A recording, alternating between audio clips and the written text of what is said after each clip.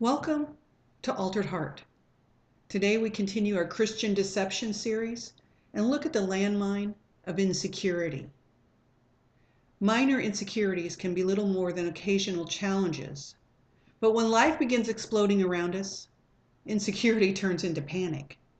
Satan will stop at nothing to lay the landmine of insecurity in our lives.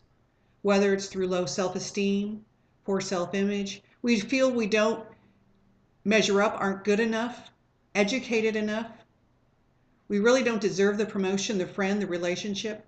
He wants nothing more than to make us drop back or drop out, and we'll use our insecurity to help that along. He knows God has a plan for each one of us. Satan also is aware of our potential, and he enjoys setting little explosions of insecurity throughout our lives with the hope of them turning into a blaze of discouragement and hopelessness. Satan's intent with insecurity is to leave us feeling disappointed and more like failures than conquerors. There's probably no one in the Bible who was more insecure than Moses. Imagine for a minute the scene where Moses is standing at the burning bush. He's overwhelmed by the power and magnitude of God's holy presence. For the past 40 years, he had lived a humble existence in Midian. The memory of his departure from Egypt 40 years earlier was still very fresh. Now he was standing before the Lord, receiving instructions about how he would live the rest of his life. God's command to Moses required both courage and devotion. He was facing a lifestyle change.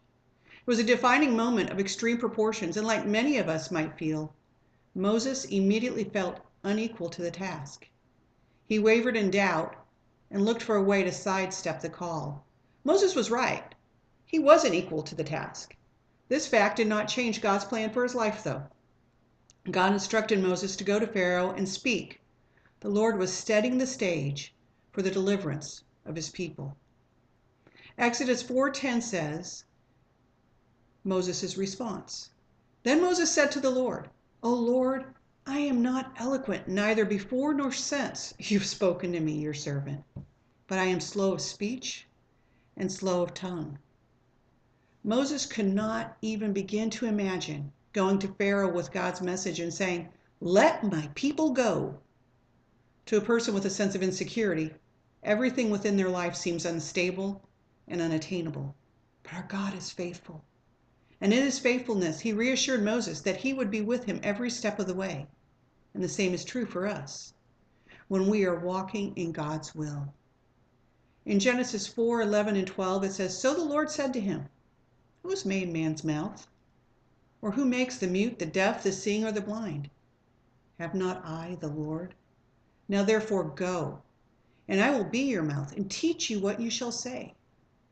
Paul told us in Ephesians 2:10, we are his workmanship, created in Christ Jesus for good works, which God prepared beforehand so that we would walk in them. Our next video will dig deeper into some Christian deceptions and landmines. Thanks for watching. Have a very blessed day.